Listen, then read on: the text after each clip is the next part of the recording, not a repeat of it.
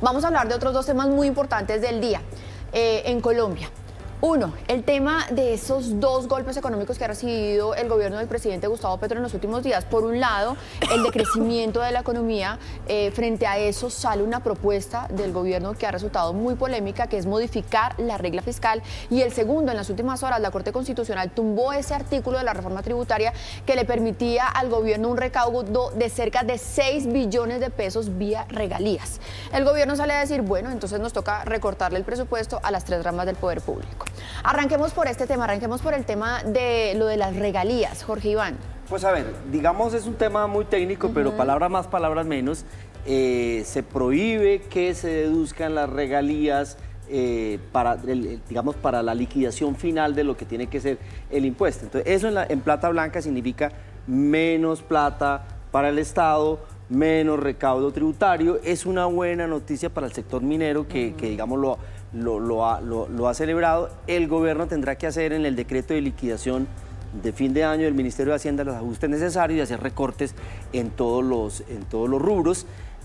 Me dejó un mal sabor la respuesta del presidente de decir hay que recortar a las tres ramas del poder público, porque uno podría, leyendo fino, que es como un mensaje a la rama judicial también, que hace una de las partes de la rama del poder público. Mucha gente, saben que yo estuve leyendo también los comentarios, porque creo que en los comentarios que se hacen a los trinos también se lee un poquito la opinión de la gente. La gente dice, el presidente está aquí es casi que extorsionando. Dice, ustedes me tumban el artículo, entonces yo le recorto el presupuesto. Pero si va a haber un recorte, o sea, tiene que haber un recorte. Tiene que haber un recorte. Necesariamente va a haber un recorte en el Estado. O sea, toca reducir los costos al máximo, porque son 6 reorganicemos el presupuesto. A mí me parece que lo dijo mejor fue José Antonio Campo, el exministro de Hacienda, que uno puede y debe respetar la decisión de la Corte, pero no estar de acuerdo y exponer por qué no se está de acuerdo y las consecuencias que va a tener en el gasto y la reducción del gasto del Estado. A propósito de José Antonio Campo, entremos ahí de una vez en el otro tema económico del día, y es esa propuesta del gobierno colombiano que dice que se debería modificar la regla fiscal. José Antonio Campo, que salió a decir, miren, esto no es oportuno.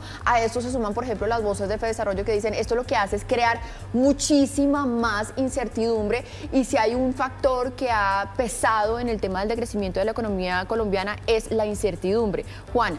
Entonces, modificar la regla fiscal es un trámite también muy complicado. Entonces, yo creo que esta idea del presidente de hay que hablar y hay que abrir el debate de modificar la regla fiscal es un poco ilusorio y muy poco realista con las condiciones que hay, además, en este momento para tocar la regla fiscal, y ahí sí comparto totalmente la posición del exministro José Antonio Campo.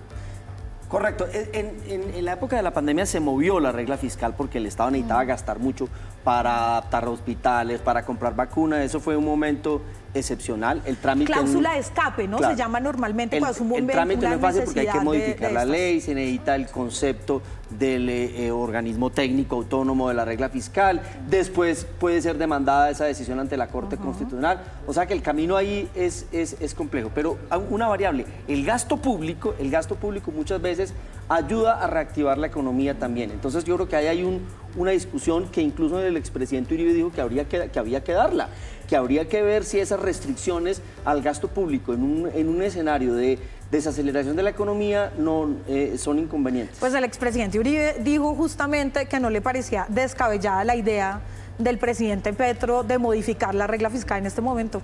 Oigan, y eso nos lleva justamente a nuestro siguiente tema, y es esa cita que ya se concretó entre la oposición, encabezada por el expresidente Álvaro Uribe, y el presidente de la República para hablar de temas de la reforma a la salud. Un diálogo que creemos que es muy saludable en este país, que tiene un altísimo clima de polarización y alrededor de un tema que definitivamente necesita una discusión, que es la reforma a la salud. Pero ¿pueden salir de allí acuerdos efectivos, Jorge Iván? Pues muy interesante esa reunión y deja claro varios mensajes. Primero, que el expresidente Uribe sigue siendo el líder natural de toda la oposición. Digamos, esta semana aquí registramos varias veces esos debates tan duros y tan descompuestos que se dieron en el Congreso sobre el tema de la reforma a la salud. Y que el presidente Petro se entendería mejor con el expresidente Uribe que con cualquiera de los otros interlocutores de la oposición. Ahora, ese diálogo tiene que ser un diálogo honesto, sincero, franco, del que deberían salir unos acuerdos básicos, unos acuerdos mínimos, y eso facilite la aprobación y que, digamos, todos los partidos queden satisfechos con las concesiones que se hagan en eso. Pero muy interesante, porque cuando uno ve que todos los otros partidos están de una manera muy dura contra la reforma, el expresidente Uribe envía un mensaje y dice, no, venga, dialoguemos, conversemos, no le quitemos la posibilidad del diálogo. Sorprende y a mí me llama la atención ese... Contradiciendo además a muchos seguidores y muchos políticos de su propia bancada, que salieron a decir como, no, ni un café, cuando sale Uribe como, no, en su video además con el representante Forero al lado, diciendo sí, estamos dispuestos al diálogo, y lo que esto más que todo representa es que en este país hay dos grandes líderes políticos. Uno es el presidente Gustavo Petro y el otro es el expresidente Álvaro Uribe, que la interlocución ya ni siquiera es de ellos con su bancada, sino de ellos directamente en este momento.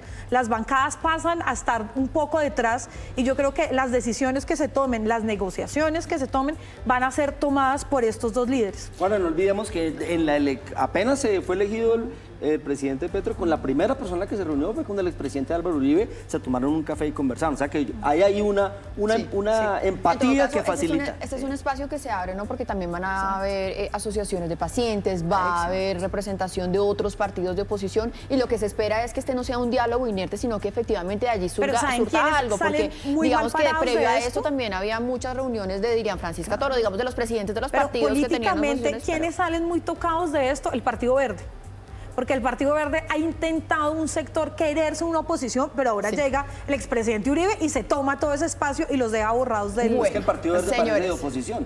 Arranquemos por este triunfo de la selección Colombia, porque miren, ayer cuando yo veía el partido yo decía, este equipo es capaz de ganar la Copa Mundo. Porque es que le ganamos a Brasil, el pentacampeón, como diría José Fernando Neira. La verdad, sean sinceros, muy pocos le apostaban a que pudiéramos ganar porque las cifras no nos favorecían.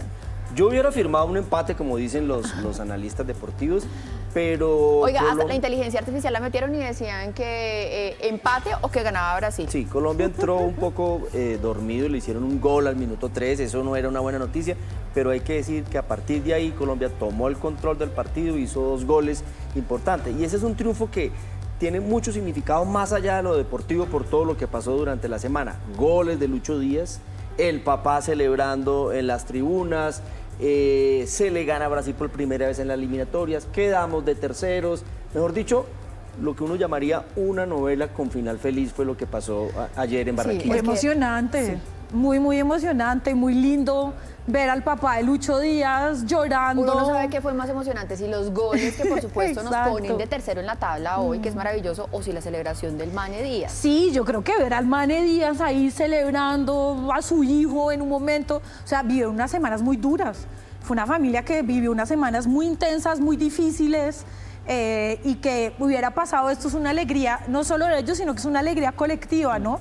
Y este país necesita muchas más de estas alegrías colectivas constantemente. Es lindo, por fin, pues es una buena noticia, es lindo. ¿Sabe que me gustó muchísimo y habla muy bien de Luis Díaz? A pesar de toda la situación, él siguió enfocado, siguió jugando en Liverpool, hizo goles en Liverpool, vino, entrenó y jugó. O sea, cualquiera ante una situación de esas hubiera dicho, mire, yo me retiro durante un tiempo, necesito una licencia para poder rendir. No, nunca perdió el foco y yo creo que eso también es un buen mensaje. ¿Y saben quién también hay que reconocerle? A James Rodríguez. O sea, en este país tenemos la tendencia a ya no juega bien, ya que se pensionen, ya que no vuelva a la selección.